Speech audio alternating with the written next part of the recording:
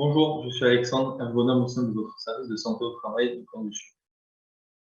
Nous allons passer les prochaines minutes ensemble à travers ce tutoriel afin de vous aider et de vous accompagner dans la réalisation de votre déclaration annuelle sur votre nouvel espace adhérent. Pour accéder à celui-ci, rendez-vous sur notre site internet syste2a.com. Vous aurez en haut à droite l'accès à votre nouvel espace adhérent. Veuillez renseigner votre email.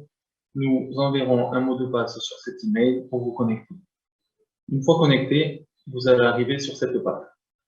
Nous allons commencer dès à présent la déclaration annuelle.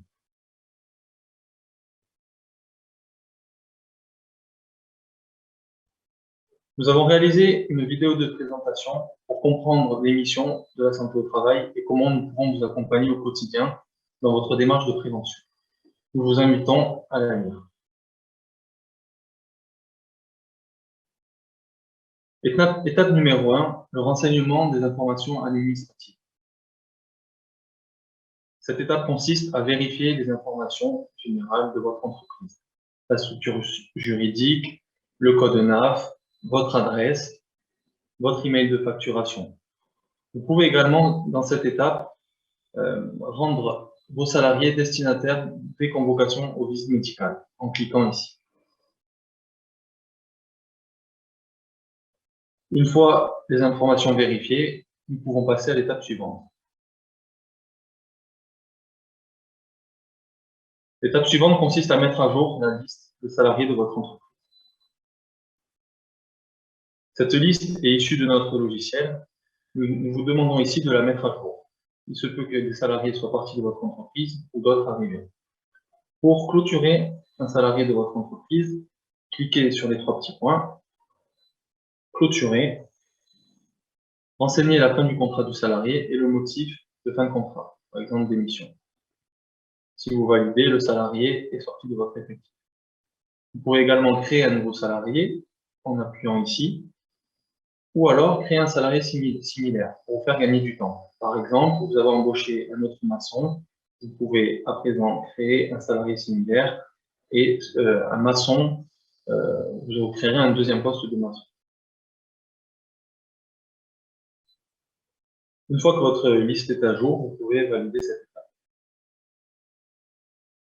Si vous n'avez pas renseigné les adresses mail, vous pourrez le faire à ce moment-là. Cela vous permettra d'envoyer les convocations si vous le souhaitez. Étape numéro 3, définir les utilisateurs de votre portail adhérent. Ici, en tant qu'employeur, vous êtes administrateur de votre portail adhérent. C'est de votre responsabilité. Mais vous pouvez également attribuer des rôles et des tâches à vos collaborateurs. Pour cela, vous pouvez ajouter un profil, renseignant le nom et le prénom de la personne. Nous allons faire cette étape ensemble. Là, je renseigne l'adresse mail de la personne. La fonction de la personne, par exemple mon comptable. L'utilisateur peut être externe à l'entreprise. Ensuite, passer à l'étape suivante. J'ai oublié de renseigner la civilité.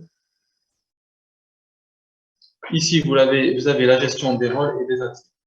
Donc, le profil administrateur, un profil facturation, déclaration, convocation et santé-sécurité. Chaque profil et chaque accès est défini en dessous.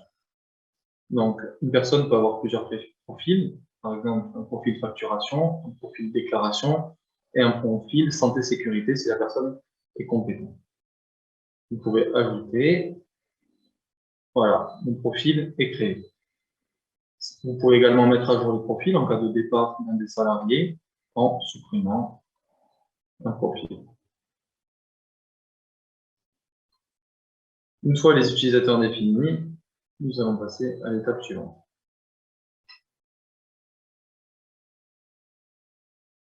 Vous pouvez transférer la déclaration à une personne qualifiée, notamment sur le volet prévention, en sélectionnant l'utilisateur. Ça lui enverra un mail et ça l'invitera à poursuivre votre déclaration. Ici, nous allons nous sélectionner pour continuer la déclaration. Nous allons commencer maintenant le volet prévention de la déclaration. Étape 4, les informations générales. On vous demande ici voilà, de renseigner des informations de prévention dans votre entreprise. Cela va vous permettre de faire un point dans votre entreprise, d'avoir une photo de la prévention et de mieux vous connaître. Sur votre gauche, vous avez les différents items. Donc, certains items, comme par exemple les locaux de l'entreprise ou l'activité de l'entreprise, sont des champs libres. Les informations générales sont sous forme de questions. Est-ce que vous avez déjà eu des accidents du travail? Vous pouvez ajouter des détails pour raconter le type d'accident que vous avez eu. Disposez-vous d'un salarié compétent en protection et prévention? Y a-t-il dans votre entreprise un ou plusieurs secteurs de secours du travail, etc., etc. Nous vous invitons à balayer toutes ces questions et à y répondre. Une fois que cela est réalisé, vous pouvez valider cette étape et passer à l'étape suivante. Il s'agit de la déclaration des situations de travail dans votre entreprise. Pour cela, nous avons une liste exhaustive de situations de travail. Chaque situation de travail est expliquée en dessous par une petite définition. Voilà, il suffit de remplir, savoir si c'est présent ou non dans votre entreprise. Donc, par exemple, non, confirme la suppression de cette situation de travail, je ne sais pas, et il y en avoir au niveau de l'ensevelissement, etc., etc.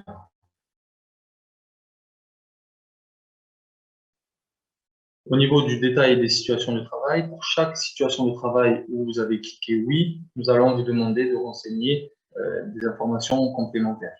Cela permettra à nos équipes de faire un meilleur suivi et une meilleure prévention lors des visites médicales et également de mieux vous connaître. Par exemple, au niveau des manutentions de charges, quelles sont les charges manipulées dans votre entreprise? Est-ce qu'elles sont entre 5 et 25 kg, 25 et 55 kg? La fréquence, quelles sont les mesures de prévention qui sont mises en œuvre? Quelles sont les conditions d'exécution de cette tâche, etc. Et cela pour l'ensemble des situations de travail présentes dans votre entreprise. Une fois que vous avez répondu à ces questions, vous pouvez valider cette étape. Donc, une fois les situations déclarées dans votre entreprise, nous allons les affecter à vos salariés. Vous avez ici donc la liste de vos salariés sur votre gauche et les situations de travail déclarées sur votre droite. Cette étape est très importante. Elle va vous permettre d'avoir une vision globale du nombre de salariés exposés aux situations de travail. Elle permettra également de définir le suivi et la périodicité des visites médicales. Comme vous pouvez le voir ici, dans certaines situations de travail, il y a des mentions SIR et SIA. Cela détermine le suivi, s'il est renforcé ou adapté. Pour mettre à jour l'affectation des situations de travail et des situations déclarées, vous pouvez le faire individuellement en sélectionnant un salarié et en ajoutant directement la situation de travail au salarié en cliquant sur le plus. Vous pouvez également le faire de manière collective en sélectionnant plusieurs salariés ou en filtrant ici par les postes de travail, par exemple maçon. Et le logiciel va sortir la liste des maçons de l'entreprise.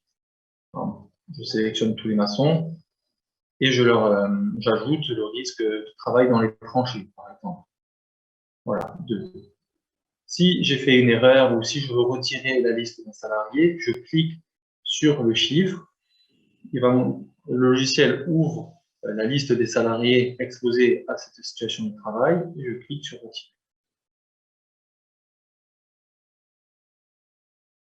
Une fois que vous avez déclaré l'ensemble des situations de travail déclarées et affecté ces situations de travail à vos salariés, vous pouvez valider cette étape. Nous avons fini la déclaration. Vous avez le récapitulatif donc, des informations. Votre effectif est donc de 5 salariés. Vous avez 3 personnes qui sont en suivi renforcé et 2 personnes en suivi simple. Le montant de la cotisation, vous pouvez valider définitivement ces informations.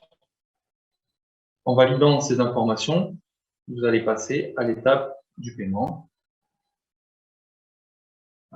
Vous pouvez contacter votre service de santé au travail, télécharger la liste de vos salariés ou opter pour le mandat de prélèvement CEPA.